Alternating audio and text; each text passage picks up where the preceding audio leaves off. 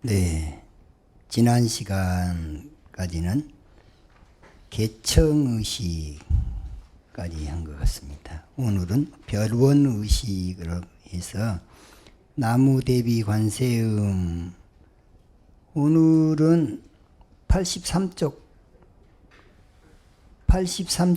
138쪽까지 오늘 수업할 텐데요. 이제 천수경 가운데 나무대비 관세음 그 나오잖아요. 그 대목이에요. 거기서 자득 대지혜까지 한번 읽어봅시다.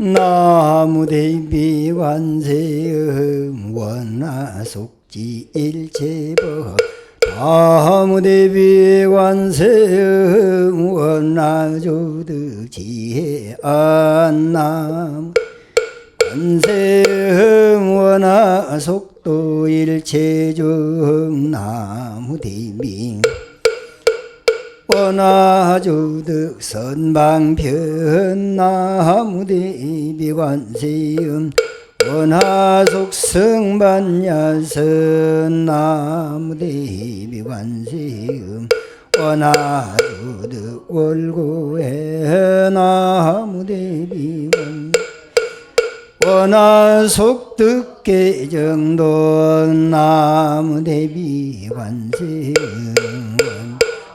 등원적산 나무대비 관세음 원하속회무의사 나무대비 관세음 원하조동법성신 아야향도산 도산자취전 향화탕 화탕자구가라야 향지옥 지옥자송 아야향 아귀 아귀 자포만 아야향수라 악심자주복 아야향 축생자들 대지혜. 자, 여기 이 대목을 한번 한글로 한번 읽어봅시다. 자비하신 관세음께 지성귀하옵나니 제가 이제 일체법을 속히 알길 원합니다. 자비하신 관세음께 지성귀하옵나니 제가 이제 지혜의 눈 빨리 얻길 원합니다.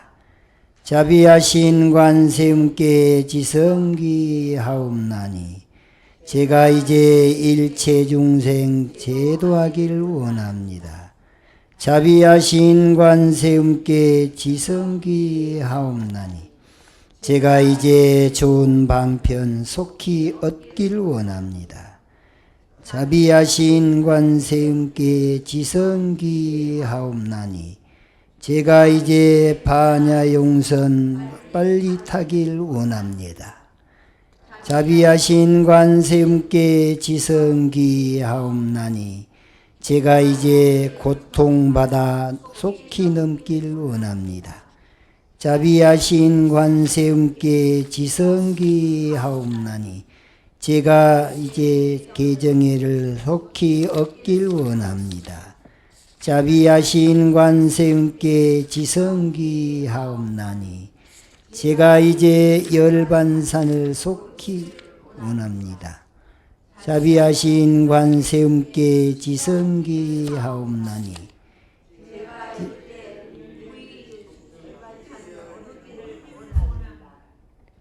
자비하신 관세음께 지성귀하옵나니 제가 이제 진리 몸과 하나 되길 원합니다.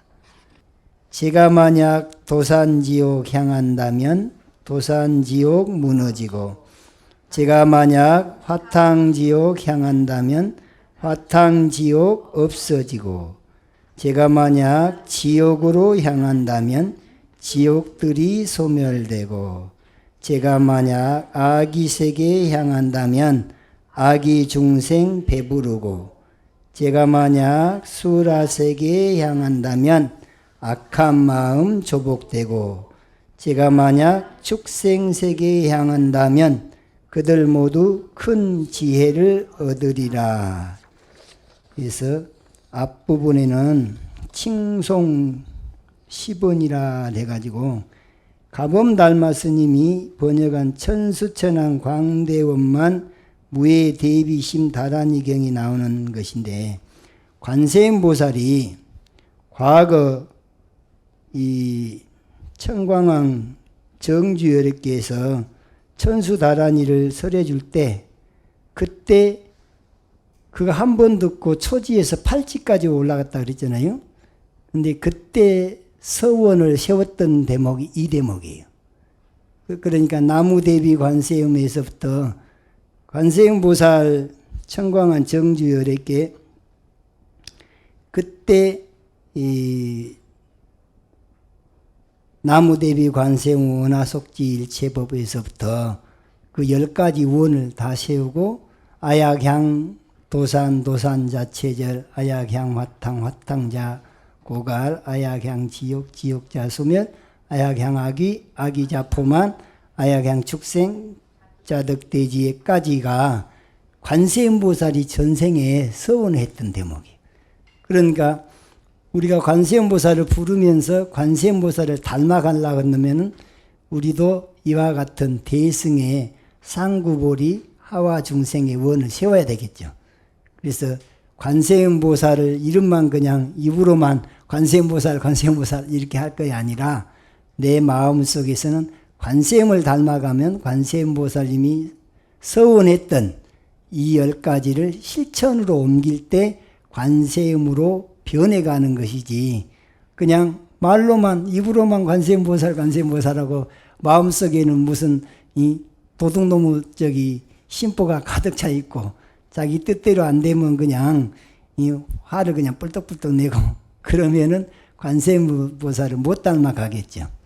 그래서 일단은 별원의식에서 나무대비 관세음 원화속지 일체법부터 한번 살펴보도록 하겠습니다.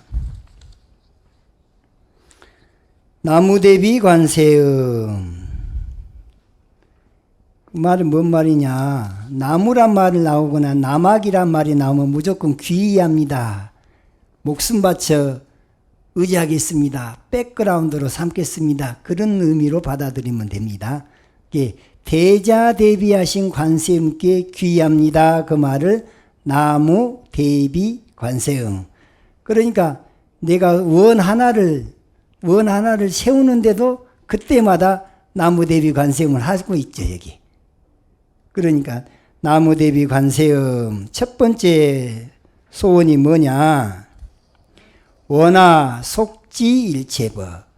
원컨대 내가, 그 말이 원하 속지, 빠를 속자 알지자, 빨리 알게 해 주십시오. 원컨대 내가 빨리 알게 해 주십시오. 원하 속지인데 무엇을 알게 해 주냐? 일체법에 대해서. 그러니까 성불에 나가겠다는 그런 마음을 이제 내면서 절에를 다닐 텐데, 생사해탈할 때는 뭔가를 알아야 돼요. 그 중생을 구제하는데도 중생의 속성이라든가 그분들이 어째서 승성이 됐는가, 이런 원리를 먼저 알아야 되겠죠. 그러니까 제법이란 말이나 일체법이란 말은 같은 건데, 제법은 뭐냐? 인연생멸하는 모든 법을 제법이라 그래요. 그러니까 내 눈앞에 펼쳐져 있는 모든 경계가 보여지는 경계를 색이라 그랬죠. 내 귓가에 들려오는 소리의 경계를 다 성이라 그랬죠. 소리성자. 그 다음 코에 다가오는 모든 냄새를 향이라 그랬죠.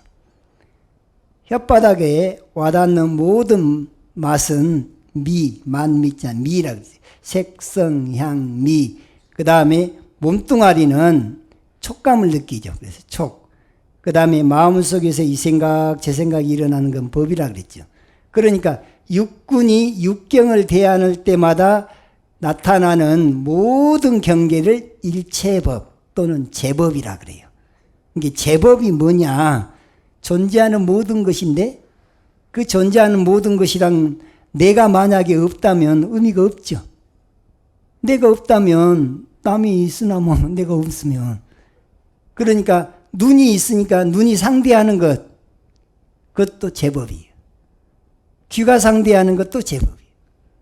그러니까 통칭해서 제법이라 그러고, 사실은 눈은 색을 상대를 하고, 귀는 소리를 상대를 하고, 코는 냄새를 상대를 하고, 혀는 맛을 상대를 하고, 그 다음에 몸뚱아리는 촉감을 상대하고, 마음은 이 생각 저 생각을 상대하는데, 그때마다 육군이 안이비 설신이 이 내 몸과 마음이 상대하는 모든 것, 색성 향미 촉법, 그 육군이 육경을 상대하는 모든 것을 통칭해서 제법이라 그런다.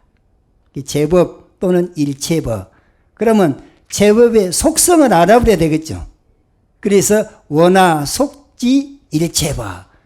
그러니까 내가 보는 모든 것의 속성이 뭐냐? 그 인연 따라 생겨난 거죠. 인연 따라 생겨났다, 인연 따라 사라지는 것이죠.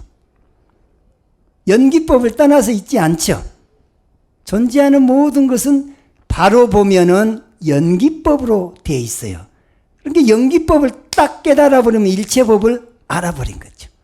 사실은 일체법 낱낱이, 어떤 사람은 컴퓨터 잘하니까 컴퓨터 다 배워야지, 뭐 노래 잘하니까 노래 다 배워야지, 이런 게 아니고 존재하는 모든 것의 그 근본 속성을 딱 깨달아 놓고 보면은, 연기법을 깨치고 놓고 보면 그 속에서 인과를 볼 수가 있고, 인과라는 지혜, 또 모든 건 인연 생멸하기 때문에 변하죠.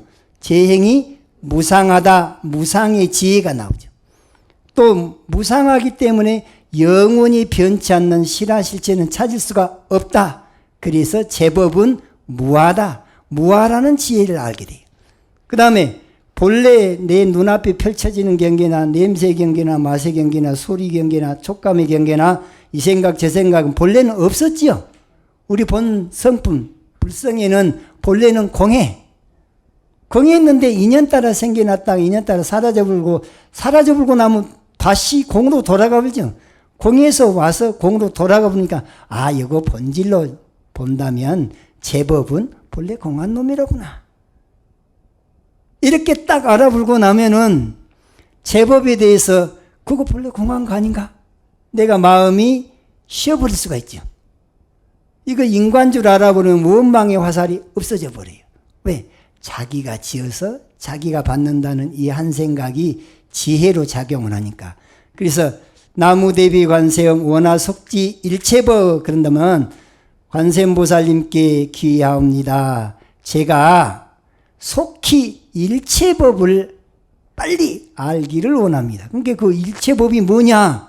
일체법의 본질을 딱 봐보고 나니까 육군이 상대하는 육경의 모든 것은 본래로 인과의 존재요, 무상의 존재요, 무아의 존재요, 공의 존재요, 중도의 존재다. 이렇게 딱 알아보는 게 원화속지 일체법을, 그것을 깨달은 거죠. 그런데 그냥 우리가 입으로만 나무대비 관세음 원화속지 일체법을 했어요. 이게 뭔 말인 거야? 일체법을 어떻게 알아? 누가 안 가르쳐주면 잘 몰랐죠. 입으로만 했지. 입으로만 하는 걸 구두선이라 그래요. 구두선. 자, 그 다음에 나무대비 관세음 원화조득 지혜안. 방금은 일체법을 알기를 바랬잖아요. 알고 났더니 이제 무엇을 얻게 되냐? 지혜를 얻죠. 그 지혜의 눈을 뭐라 하냐? 여기서는 지혜안이라 그랬잖아요. 원화조득 지혜안이라 그랬잖아요. 지자가 해자요. 그러니까 지식이라고 한 것은 원화 속지 일체법 할 때는 그냥 아는 정도는 지식이라 그래요. 그런데 이 알지자에다가 해가 딱 뜨면 지혜로울 지자로 변해요. 그러면 이것은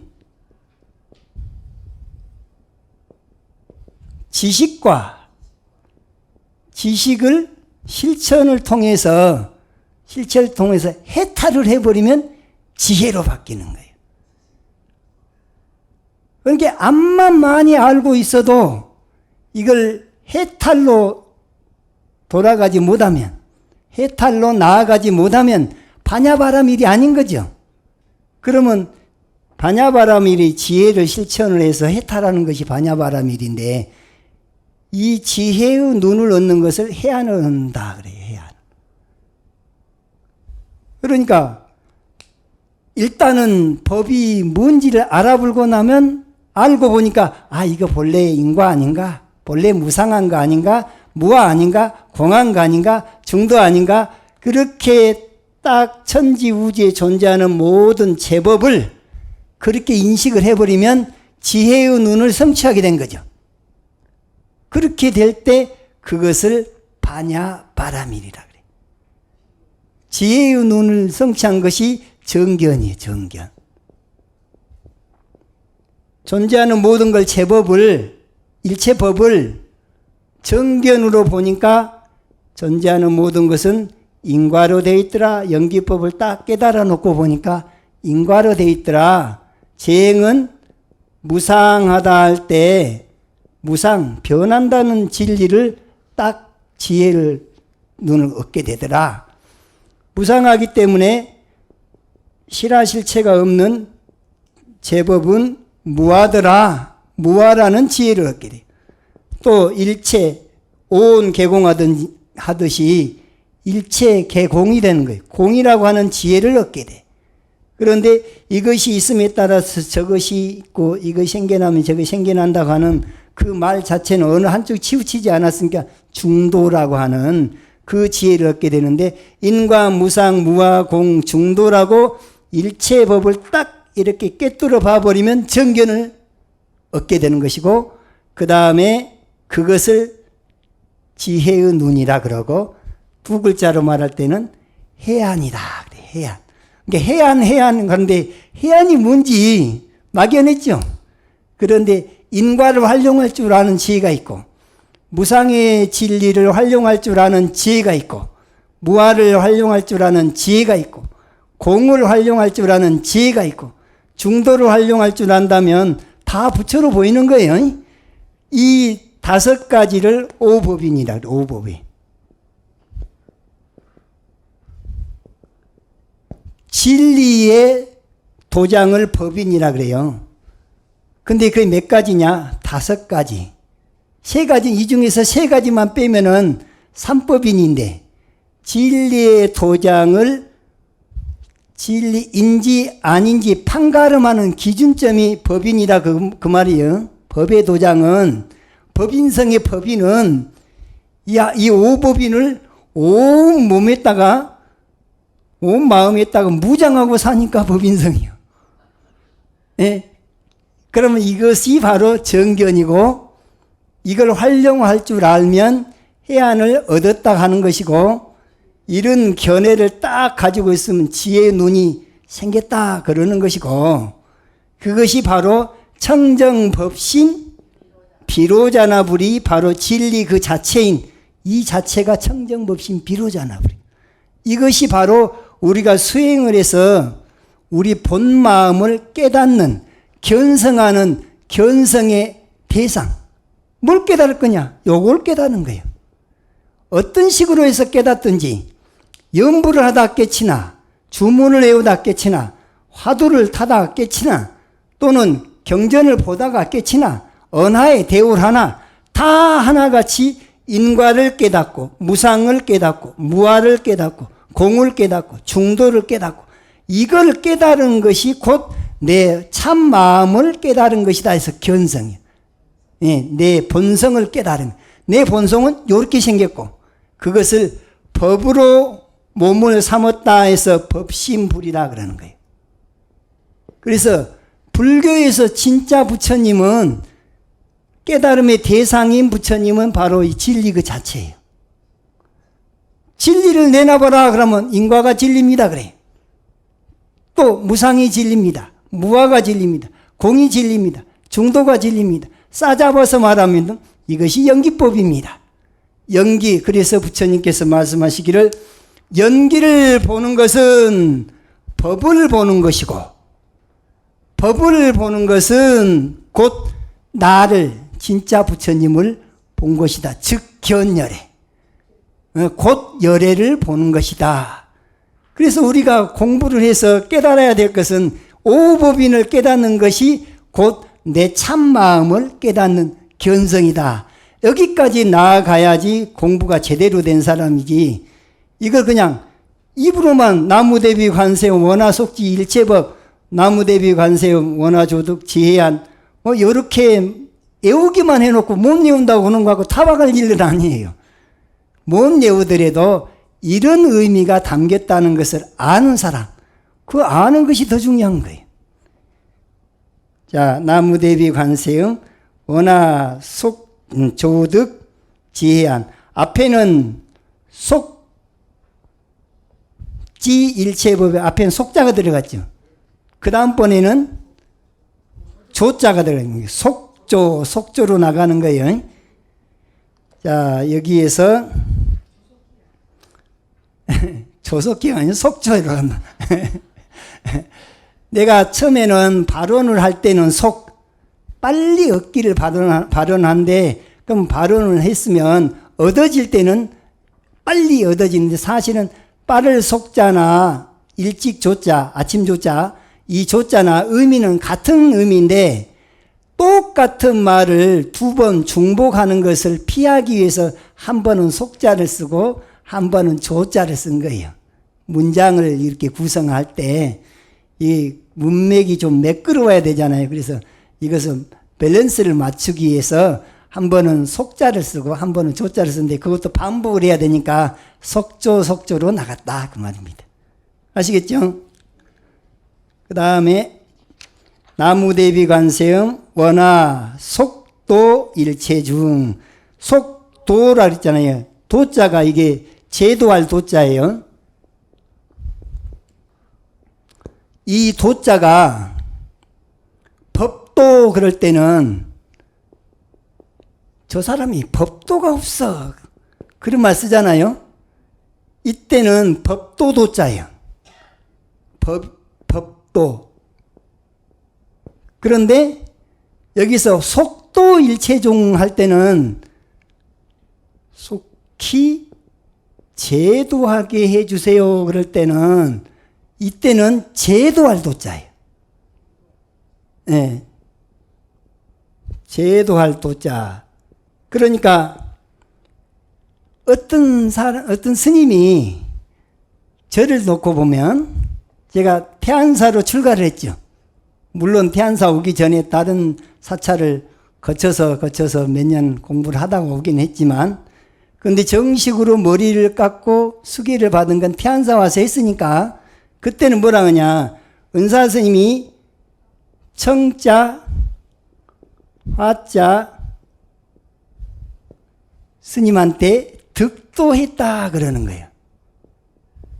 이때 득도할 때 도자를 이도자를 쓰는 거예요. 길도자가 아니고. 그때는 뭐 제도를 받았다, 네, 출가를 했다라는 표현을 득도했다 그래요. 근데 도통했다는 말을 넣었을 때는 얻을 득자에다가 길도자, 요렇게 길도자를 쓰는 거예요. 이게 도통할 때는 길도자 득도, 제도를 받았다, 출가를 했다, 은사가 누구한테 출가를 했다라는 표현을 쓸 때는 득도했다, 이 헤아릴 제도할 도자를 쓴다 그 말이에요. 그런데 이게 헤아릴 탁자로도 써요. 헤아릴 탁자로 쓸 때는 개탁이라 그래서 이게 계산할 계자, 헤아릴 계자요. 이 사람이 머리를 갖다가 막 잘 굴려. 머리로 이 생각, 저 생각, 이것인가 저것인가 하고 머리를 막 굴린다 할 때 개탁한다 그래요. 그때는 개도라고 읽지 않고 이때는 헤아릴 탁자로 탁으로 읽어요. 그러니까 한자가 참 어려워. 이 전후 앞과 뒤에 어떤 문장이 왔는가를 따라서 그것을 헤아릴 탁자로 쓸지, 법도 도자로로 쓸지, 또 제도했다는 의미로 쓸지, 경전을 번역을 하거나 불교 논서라든가 이런 걸 번역을 하다 보면은 참 머리를 많이 굴려야 돼요. 머리가 그냥 아주 그냥 막 하루 종일 거기에 매달리고 나면은 저녁이 되면 머리가 그냥 팍팍해요. 그럴 때는 완전히 그 일하고 상관없는 다른 걸 해야 돼요. 잠을 자든지 아니면 영화를 보든지 노래를 하든지 그렇게 해서 머리를 식혀놓고 또 다시 재충전을 해서 번역을 해야지 또 유지가 되지. 안 그러면 상기가 돼버려요. 여기가 왜 머리가 빡빡하냐. 기운이 머리에 가서 몰려가지고 아래로 안 내려오니까 수승화강이 안 되니까 그럼 수승화강 하는 방법으로 다른 걸 해야 돼. 그러면 산책을 하면서 그냥 아주 그냥 그 자연과 함께 그러면서 쉬든지 아무튼 쉬어야 돼요. 쉬고 나면 또 에너지 충전이 됩니다. 자, 여기서 세 번째 나무대비관세음 원하 속도 일체중. 그래서 속히 제도하기를 원합니다. 원하 속도죠. 누구를 제도하기를 원해요? 네. 하화 중생. 아까서 원하 속지 일체법은 누구 문제예요? 본인 문제죠. 그러면 상구 보리원이죠. 근데 일체 중생을 제도하겠다는 원을 한 것은 하화 중생의 원이죠. 이게 제 맨 첫 번째부터 상구보리하고 하화 중생 하겠습니다 원을 상구보리해서는 뭘 하려고? 그러면 상구보리해서 정견을 확립하고 또는 지혜의 눈을 개발하고 이것이 바로 견성하고 그 말이에요. 내가 내 자신이 스스로 반야바라미를 성취하고 그 말이에요. 반야바라미를 성취하는 그 원이 바로 원하 속지 일체법 원하 조득 지혜안 여기까지가 상구보리의 원이죠. 그 다음에 원하 속도 일체중 중생을 제도를 하기를 원하는 것은 하와 중생의 원인데 제도를 하려면 가진 방편이 필요해요. 가진 방편이 선 방편이에요.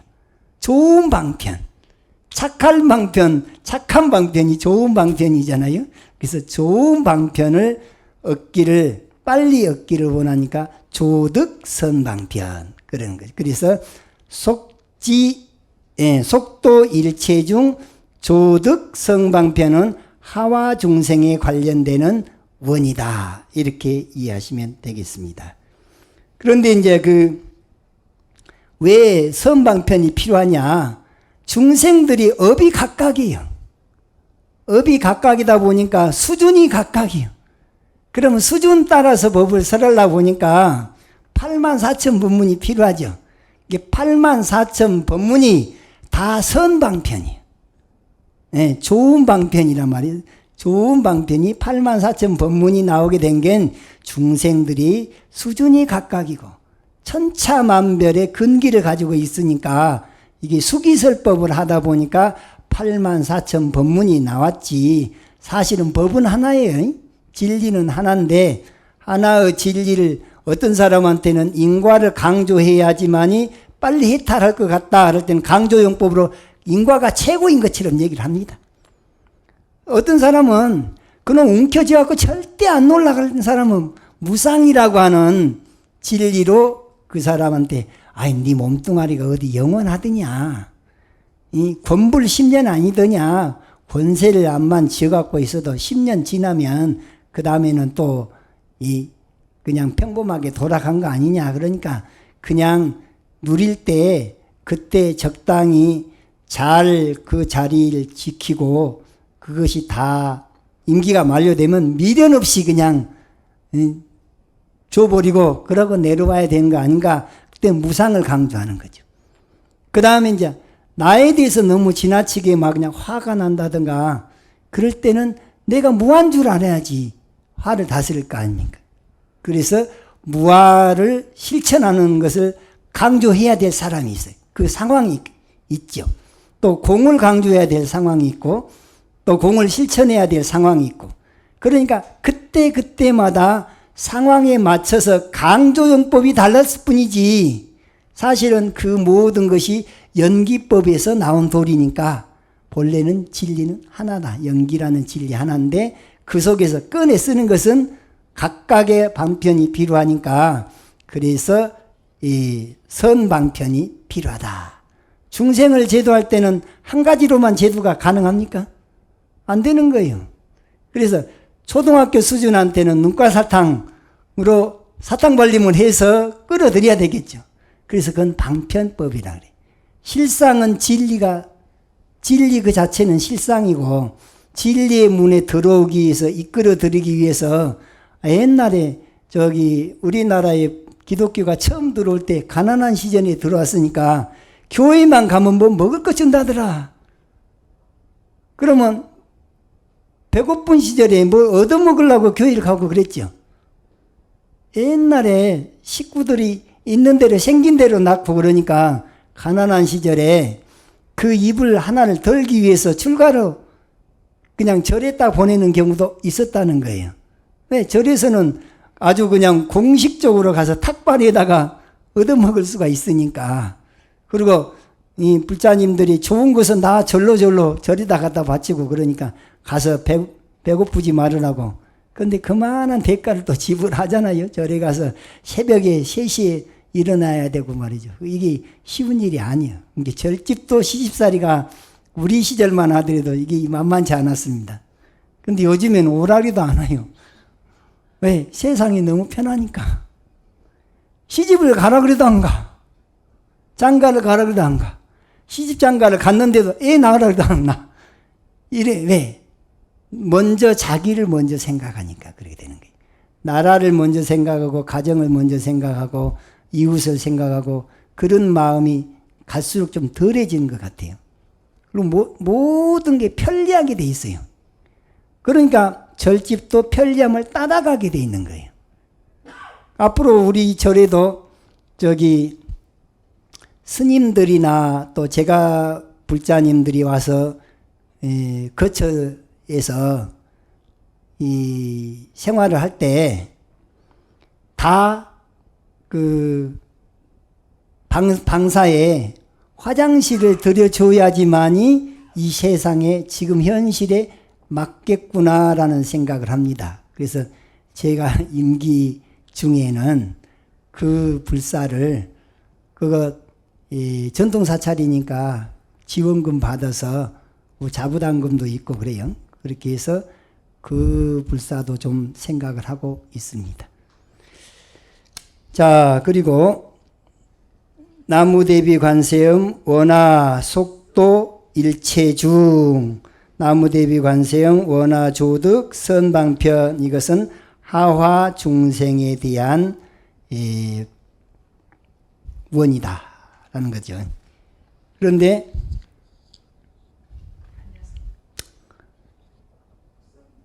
이 선방편 중에 일화가 여기 적혀 있는데 큰 스님하고 관련되는 일화가 있어요. 저는 이제 이것을 건네 들은 얘기인데 미국 가서 들은 얘기예요. 미국 가서 큰 스님하고 같이 생활하면서 들었는데 어느 날 태안사 큰 스님 주서 가실 때 어느 거사님이 큰 스님 명성을 듣고 찾아왔더랍니다. 근데 딱 보니까 큰 스님이 너무 청정하시거든. 청정하시고 계행도 청정하실 뿐만 아니라 너무 맑고 점잖으시고 겸손하시고 그런데 본인이 걸린 것이 있다고 말이죠. 대개 보면 도둑이 제발 저린다 그러잖아요. 그러듯이 이분이 큰 스님 앞에 오기 전에는 별로 문제가 안 됐던 문제인데 큰 스님 앞에 가니까 우매 기주구가 됐는지 어쨌는지 아무튼 평소에 주말마다 낚시를 갔더랍니다. 낚시질을 이제 하는 것이 자기 취미 생활이라고 생각하고 별 대수롭지 않게 생각을 했는데 큰 스님께서는 살생하지 말아라라는 그런 것도 강조하시잖아요. 그러니까는 괜히 쫄아갖고 큰 스님을 배우면서 큰 스님, 제가 사실은 매주 주말마다 낚시를 하는데 낚시하는 게 좀 걸립니다. 어떻게 할까요? 하고 질문을 했다는 거예요. 그러니까 큰 스님께서 평소 같으면 아이고 뭐라고 살생하는 일을 할 겁니까? 그거는 끊으십시오. 이렇게 했을 것 같은데 여태까지 해오던 거 그거 뭐 그냥 계속 하시죠. 그랬다는 거예요. 그러니까는 이제 속으로는 큰 스님이 어떻게 대답을 저렇게 해 주시네. 그래서 이제 큰 스님이 대답을 그렇게 해 주셨으니까 1년간 열심히 주말마다 낚시질을 또 했더랍니다. 그랬는데도 1년 동안 계속 하다 보니까 계속 걸린단 말이에요. 그래서 1년 후에 다시 가서 여쭙다는 거예요. 다시 가서 여쭙기를 큰 스님께서 그냥 하던 거 그냥 계속 하라 그래서 하기는 했는데 제가 항상 이 속에서는 마음에 걸려서 또 다시 한번 여쭙습니다. 제가 낚시를 계속 할까요 말까요? 이런 게 아니 그것을 여태까지 하고 있었습니까? 그러니까 어떻게 보면 한 입 갖고 두 말 한 것 같이 생각할 수 있죠. 근데 그게 그러신 게 아니에요. 그 사람이 여태까지 해오던 습이 있는데 당장 끊으라 그러면 얼른 안 끊어지는 거예요.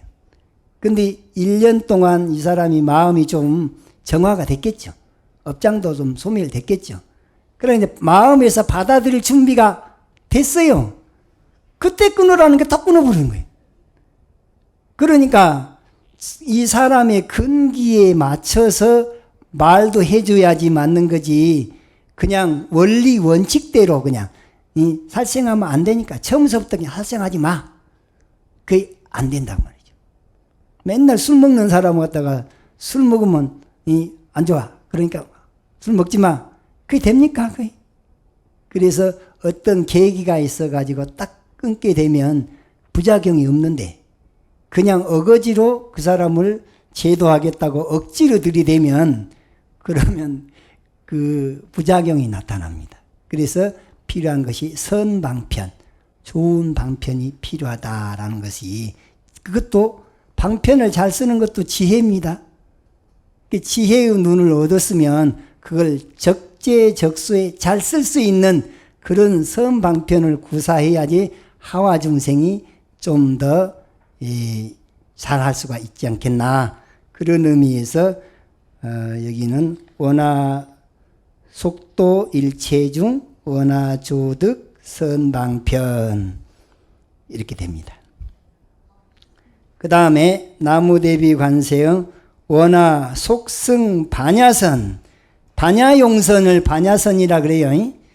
우리 49제 지내면 어느 사찰에서는 반야용선이라고 배같이 생긴 거 거기다가 나중에 이제 소대로 갈 때 입회를 모시고 가고 그러잖아요. 근데 이 반야용선이 뭔 용선이야? 어떻게 생겼냐? 하고 물으면 사람들이 그렇게 생겼다 그래. 배처럼. 반야용선이 이렇게 생긴 거, 이것이 반야용선이라고 생각하는데 사실은 반야는 지혜잖아요. 지혜의 배. 아까 여기서 인과를 활용할 줄 알고 무상을 활용할 줄 알고 무아를 활용할 줄 알고 공이라는 지혜를 활용할 줄 알고 중도라는 지혜를 활용할 줄 아는 것이 반야용선을 타는 거예요. 그러니까 우리가 사실은 어쩔 때는 반야용선을 타고 있으면서도 반야용선이 뭔지를 잘 모르는 수도 있죠. 아니 왜 그냐?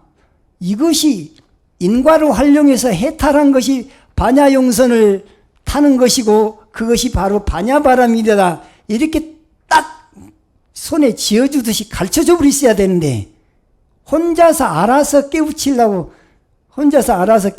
그냥 방목해 보다 보니까 어떤 사람은 좀 빨리 깨친 사람도 있기도 하지만 어떤 사람은 평생 반야용선을 타면서도 반야용선이 어디가 있지 이런 사람이 있어요.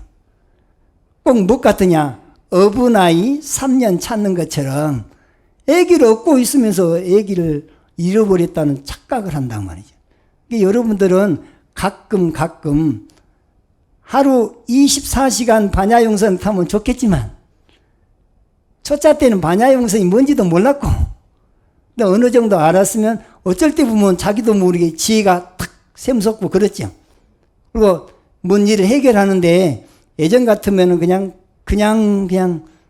맡겨버리고 그랬을 텐데 딱 지혜가 나오니까 아니 그건 그렇게 하면 안 되고 그건 이렇게 이게 지혜가 딱 샘솟죠. 그게 반야용선 타니까 그래요. 반야바라밀은 그렇게 실천하는 거예요.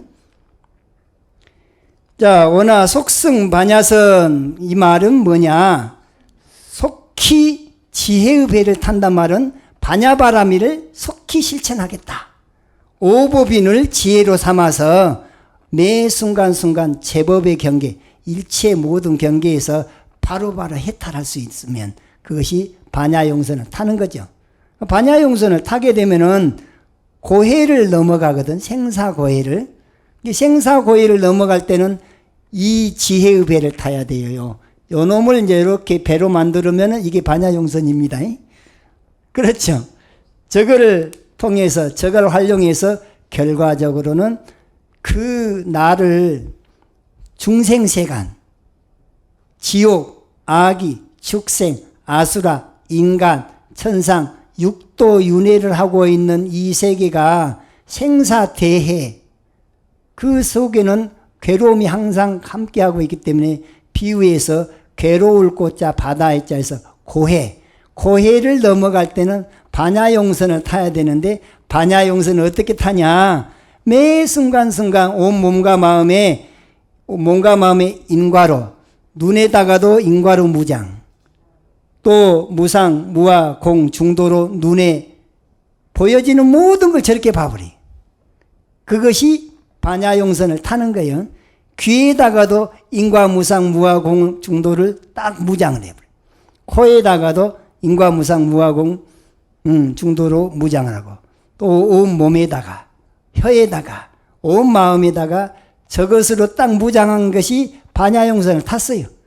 탔으니까 그걸 지혜로 삼아서 어디를 넘어가냐? 생사대해, 생사고해를 넘어가 버린다.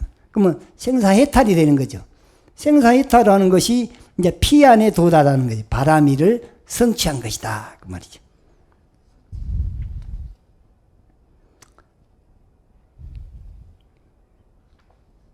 우리가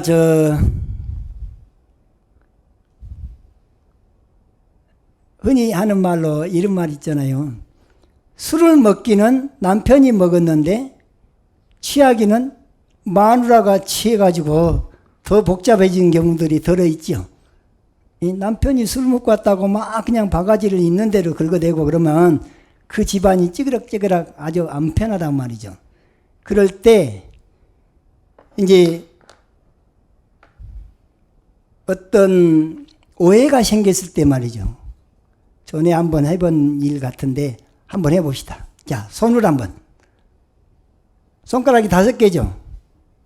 오해가 생겼을 때, 오해가 생겼을 때 상대방의 입장에서 3번을 생각을 하면 3개를 접어버려요. 3개를 접어버렸어요. 상대방의 입장에서 3번을 생각하면 여기 2개만 남았으니까 이해가 되고, 또 오해가 생겼을 때 상대방의 입장에서 3번을 생각하면 이해가 되고, 그러니까 이해하고 이해를 하다 보면은 요렇게 하나 요렇게 하나 이게 된대요. 이게 무엇인지 암시로. 그래서 어떤 사람한테 내가 오늘 갔더니 스님이 이런 본문을 해주시더라. 오해가 생겼을 때 상대방의 입장에서 3번을 생각하면 이해가 되고, 또 오해가 생겼을 때 상대방의 입장에서 또 3번을 생각하면 이해하고 이해하니까 하트가 된다더라. 그래야지 무슨 일이 잘 돌아갈 거 아닙니까? 이것도 하나의 방편이에요.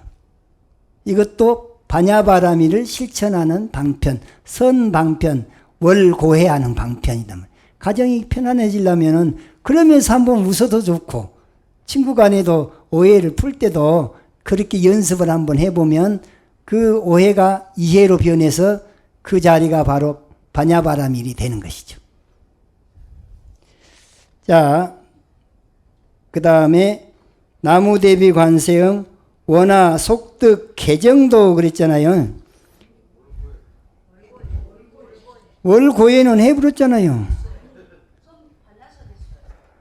반야선을 탔으니까 고해를 넘어가고 생사대해를 넘어가는 거지. 같이 맞물려 가는 것이 반야정선을 타버렸는데 당연히 넘어가는 거지.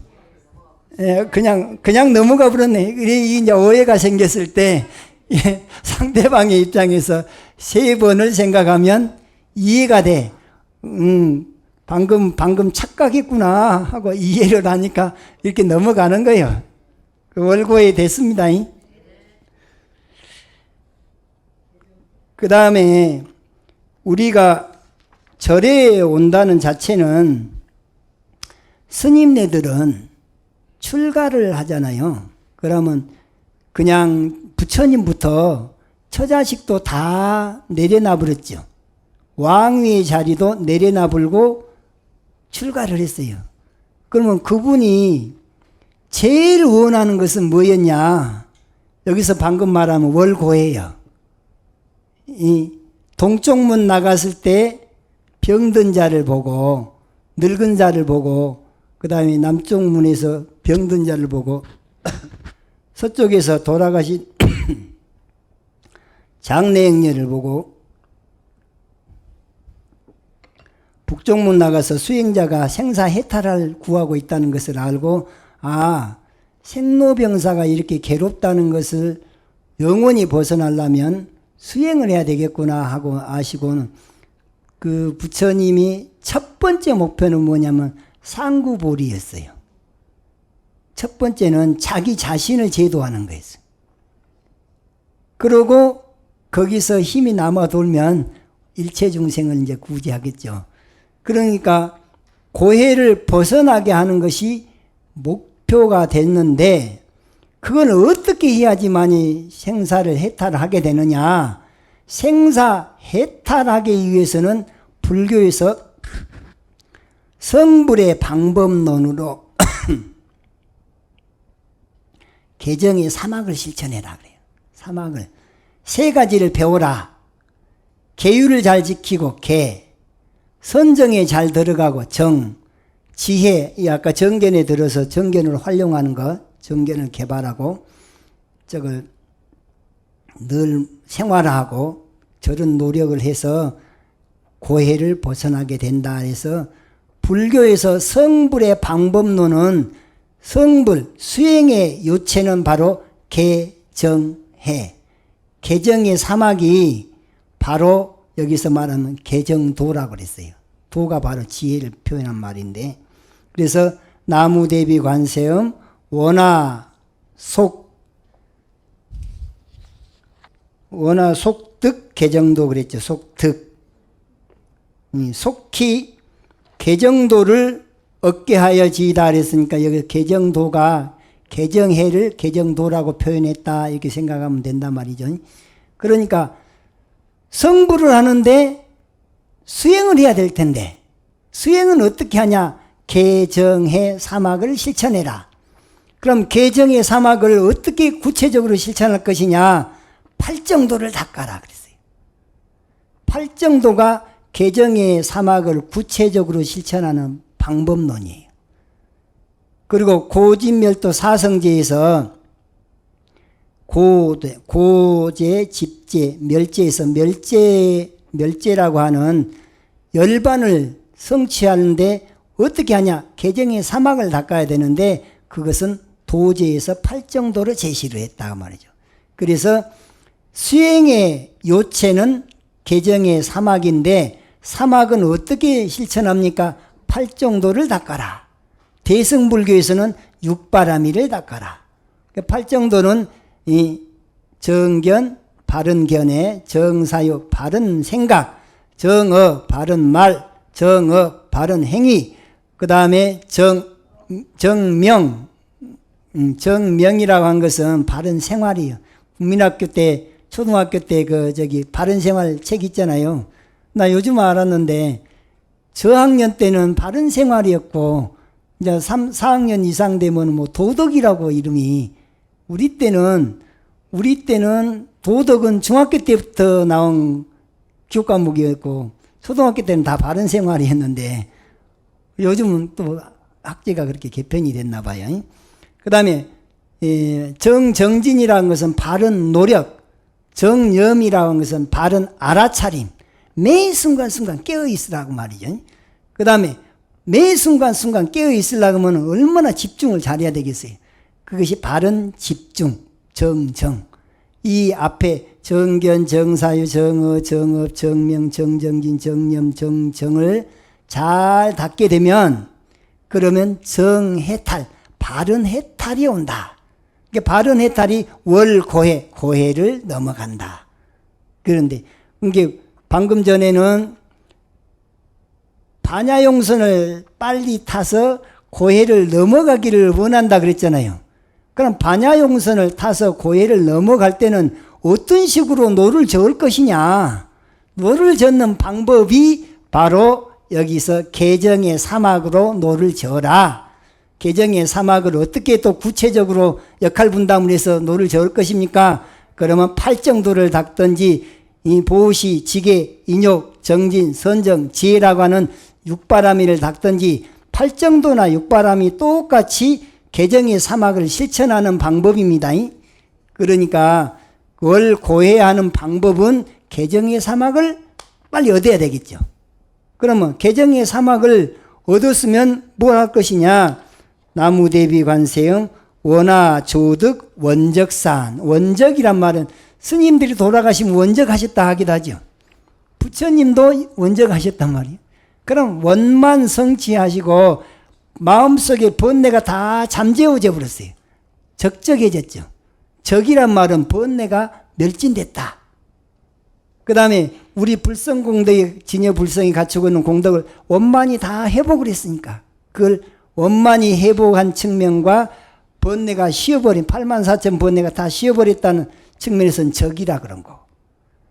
모든 공덕을 다 성취했다는 때는 원이라 그러고. 그래서 원적이란 말은 열반사덕을 성취한 것. 상나가정 열반사적을 성취한 말을 원적이란 말로 표현했어요. 원적산에 도달했다는 말은 부처님 세계, 극락세계, 열반세계에 도달한 것을 말한 겁니다. 그러니까 개정도를 닦아서 뭘 할 거냐? 열반언덕에 가는 것이죠. 그것이 원적산으로 비유가 됐다. 그러면 원적산에 도달했으면 그 다음부터는 어떻게 살 것이냐? 그 다음번에 사는 방법이 그 다음에 나와요. 뭐냐? 나무대비 관세음 원화 속회 무의사. 무의의 집사자죠. 무의. 부처님은 성불 하시고 나서 84,000 법문을 선하셨죠. 그런데 나는 한 법도 설한 바가 없어 그러시거든. 왜 그러냐? 분명히 84,000 법을 설하셨으면서도 아상이 없이 통달무아, 무아의 마음으로 공의 마음으로 설하셨기 때문에 설에도 설한 바가 없다. 생색내지 않고 설하셨기 때문에 집착감이 없이 설하셨기 때문에 설에도 설한 바가 없는 거죠.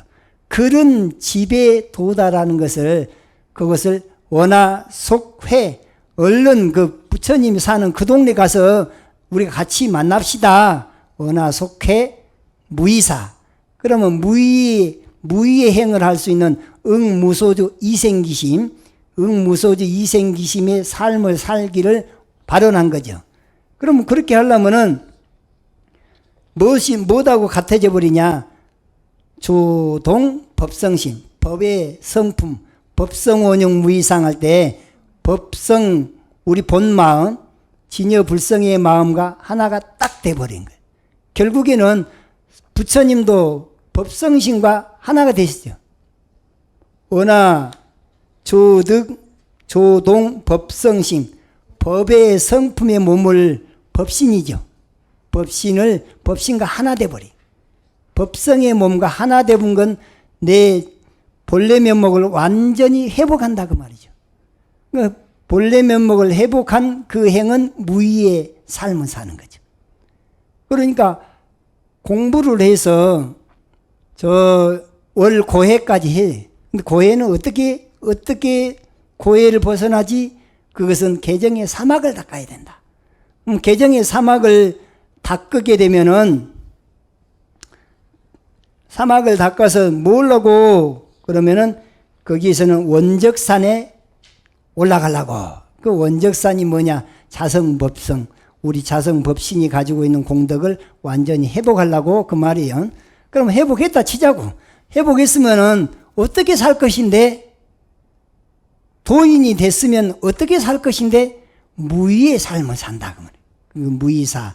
무의의 행을 하는 그 집이 어디냐? 극락세계, 열반세계, 해탈의 세계, 고진멸도 사성제 가운데 멸제 그 피 안에 도달해. 피 안에 도달해서 살아도 산 바 없이 살고 봐도 본 바 없이 보고 들어도 들은 바 없이 듣고 냄새를 맡아도 냄새 맡은 바 없이 맡고 맛을 보더라도 맛본 바 없이 맛을 보고 촉감이나 이 생각 저 생각을 어떤 행을 하더라도 해도 한 바 없는 무의의 삶을 간단 말이죠. 그럼 무의의 삶을 사는 그 자체가 자성법신과 내 본래 면목과 딱 하나가 돼버린 거예요. 여기까지 해서 완전히 성불해서 이 해탈 열반까지 성취해버리는 10가지 원 속에는 우리가 출발에서부터 처음 수행 시작에서부터 끄트머리까지 원을 10가지로 나눠서 원을 해놨죠. 원을 세워놨다고 말이죠. 그래서 여기까지 원을 뭐라 하냐? 그걸 별원, 별도로 원을 세웠는데 칭송시본이라 그래서 관세음보살을 칭송하고 또 그 칭송하면서 나무대비 관세음이 10번 나왔잖아요. 그런 게 그것이 칭송이요. 그러고 나서 하나씩 할 때마다 속조, 속조에서 이렇게 속조가 다섯 개 짝꿍이 생겨가지고 10개 원을 했죠. 그래서 그걸 10원. 그래서 여기까지를 칭송 10원이라 합니다. 자, 여기까지 하고 잠깐 쉬었다가